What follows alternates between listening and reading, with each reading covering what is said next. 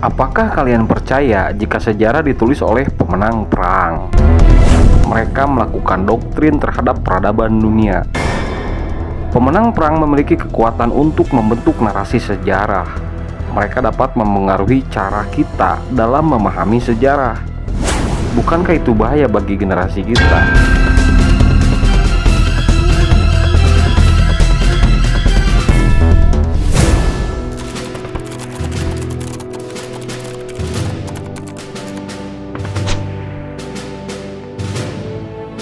Masih ingat dengan pelajaran sekolah tentang sejarah? Siapa yang melakukan ekspedisi kemaritiman dan dinobatkan serta diberikan penghargaan oleh bangsa Eropa sebagai orang yang pertama mengelilingi dunia? Jawabannya sudah pasti Ferdinand Magellan, seorang yang berkebangsaan Portugis. Bagaimana jika kita menolak perspektif sejarah tersebut? Dan bagaimana jika bukan itu orangnya? Ferdinand Magellan dianggap sebagai penjelajah pertama yang mengelilingi dunia oleh bangsa Eropa. Namun, beberapa fakta sejarah mempertanyakan kebenaran ini. Apakah Magellan benar-benar orang yang pertama yang mencapai prestasi ini? Ataukah ada yang lebih dulu melakukannya? Fakta-fakta sejarah mungkin akan mengubah narasi yang telah lama beredar. Kontroversi penobatan Magellan, fakta atau rekayasa sejarah. Sebagian sejarawan mempertanyakan validitas penobatan Magellan, menyebutnya sebagai mitos belaka. Apakah penobatan ini benar-benar terjadi ataukah hanya sekedar cerita yang diciptakan untuk mengabadikan namanya dalam sejarah? Pertanyaan ini masih menjadi perdebatan di kalangan sejarawan.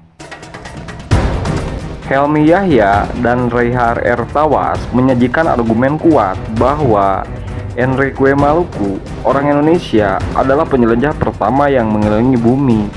Namun, akankah bangsa Eropa mau mengakui kebenaran ini dan merevisi narasi sejarah yang telah lama beredar?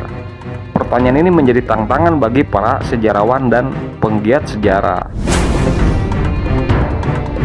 Enrique Maluku, seorang penerjemah dan asisten Magellan, memiliki latar belakang yang menarik. Sebagai budak yang ditemukan di Malaka pada tahun 1511 Masehi, Enrique kemudian menjadi bagian penting dalam perjalanan penjelajahan Magellan. Apakah peranannya lebih dari sekadar penerjemah dan asisten? Sejarah mungkin memiliki jawaban yang mengejutkan.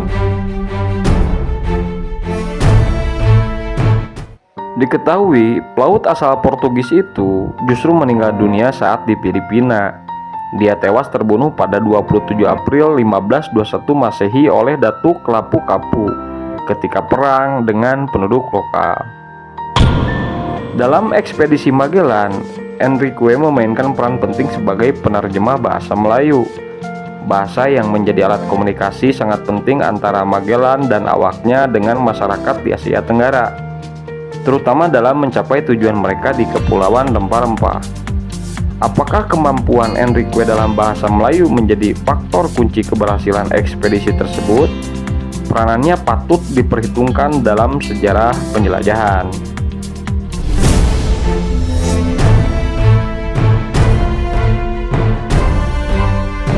Dalam wasiatnya sebelum tewas, Magellan memerintahkan agar Enrique Maluku dimerdekakan. Namun, para perwira Spanyol menolak untuk mematuhi wasiat tersebut, sehingga memicu kekecewaan dan kemarahan Enrique. Akankah keputusan ini menjadi titik balik dalam sejarah penjelajahan Spanyol? Fakta sejarah terkadang pahit bagi mereka yang tidak mau menerimanya. Akan tetapi, sebuah peristiwa sejarah akan selalu terkuak sekalipun dinding tabir itu sangat tebal. Sebagai bangsa Indonesia, kita memiliki warisan sejarah yang patut dijadikan orientasi dengan semangat untuk terus menorehkan catatan sejarah yang bermanfaat bagi generasi ke depan. Bagaimana pendapatmu tentang isi konten video ini?